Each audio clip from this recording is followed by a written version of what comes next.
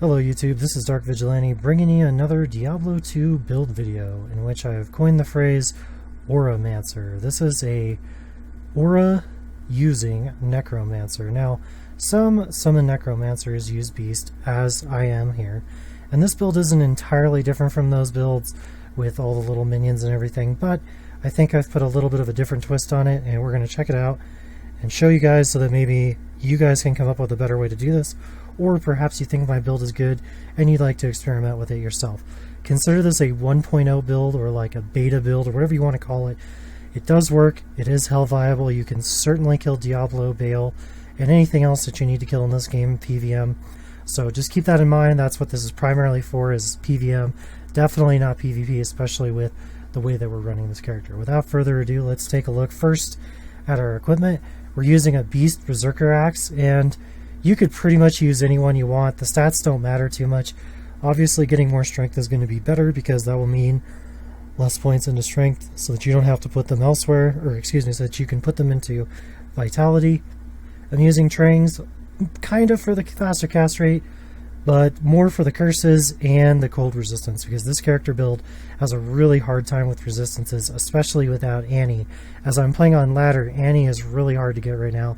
Very expensive, and honestly, in my opinion, not worth it for me to get at this moment. I will add one later. 2 Stone of Jordans, or Sojas, Arachnid Mesh for the belt. Marowaks, again, you're going to want to get strength and dex as high as you can so that you don't have to put those points there. You could put them in vitality instead. We have a Dream Troll Nest, and that's part of the Auramancer theme here, is that we're going to run 2 dream items. We're wearing Enigma, and Enigma is to keep all your minions together so that they can attack one monster at a time, and that may not seem very efficient, but it actually is, because they hit really hard when you keep them all together. Any roll is acceptable. You're going to want a really low strength. I do suggest a Dusk Shroud or a Mage Plate so that you can keep that strength level down so that you don't have to put, again, more points into strength. Dream Bone Visage or Visage. Again, with the aura theme that we're going with here, we have to have that extra damage from the dream. We have a Mara's Kaleidoscope for our amulet. On the Switch, we just have a 4 BO CTA, obviously get the highest one you can afford, and a random BO Spirit. On our let's go to inventory before we get a mercenary. We have a lot of resistance charms on our inventory, along with a torch, and I do have some GCs, but the key here is we need enough resistance charms to max out our resistances at 75. So you'll see here I've got kind of an eclectic mix of different SCs, GCs, 10%, resistance charms, stuff like this where it's 13, 16 life. Basically whatever you can afford to get, whatever you can get your hands on that works.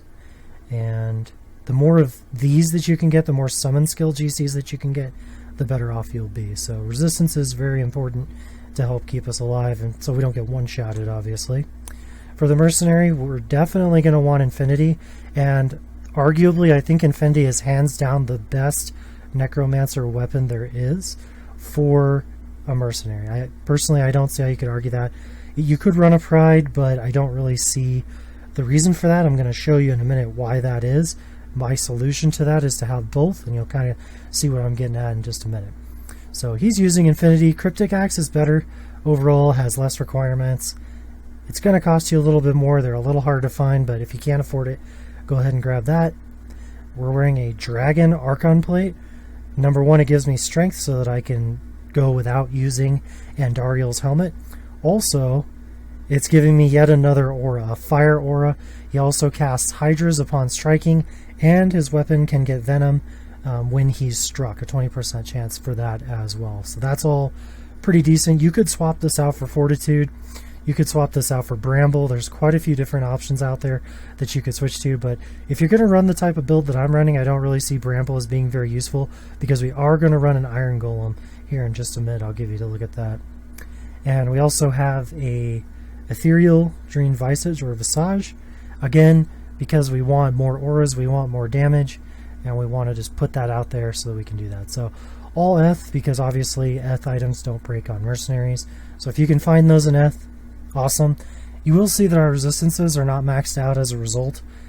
That is kind of detrimental, but the Merc doesn't die that often, and honestly, if your Merc dies, just go revive it. It's not that big a deal. Yeah, it's kind of a pain in the butt, but to me, it's not that, it's not that big of a problem. Next up, let's take a look at skills. And the reason I have all these filled out for curses is for lower resistance. That's the one we're going to use primarily. As we're being an Auramancer, we need their resistances to be lower, and we're topping that off with infinity at the same time.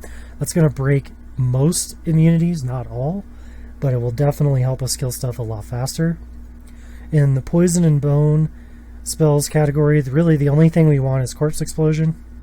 And you'll see that I have a little bit above, probably 2 points above anything else that I have in there. So I did put a few points in here just so that we have some extra range.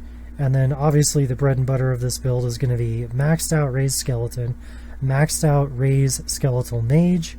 We want 1 into iron golem, 1 into summon resist. I maxed out my golem mastery, and I'm going to show you why. And of course maxed out skeleton mastery, that's pretty much a given. So those are our skills.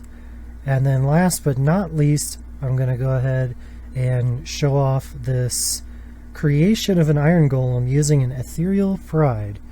And this is very expensive, but this is going to be one of the ways that we can create concentration aura using an iron golem.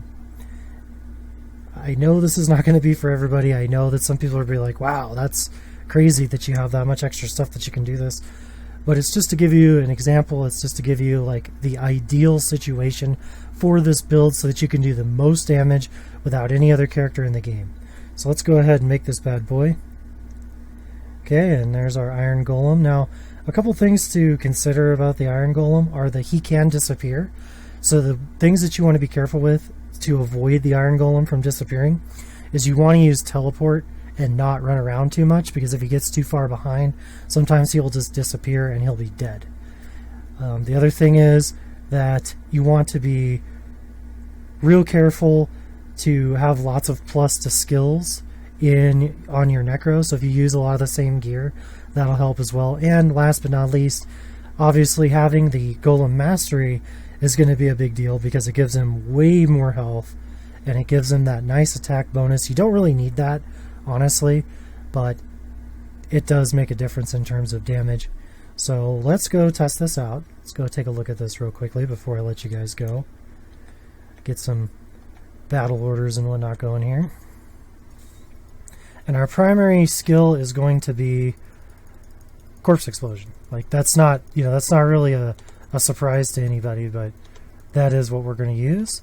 And you basically just cast your aura, or excuse me, your lower resist, and then as soon as something dies, you start popping that corpse explosion, and it will drop stuff like crazy. So,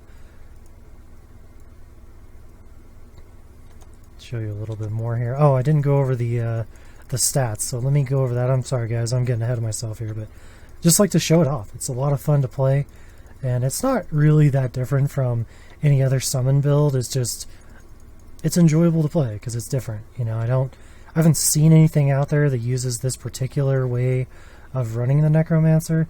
So, and I know I'm not teleporting, but I'm not trying to go very far either. The Iron Golem's not going to get too far away from me because I'm not moving very fast. But if you're going to go long distances, definitely use teleport so that Iron Golem doesn't disappear. Plus, you want to keep that concentration aura always activated.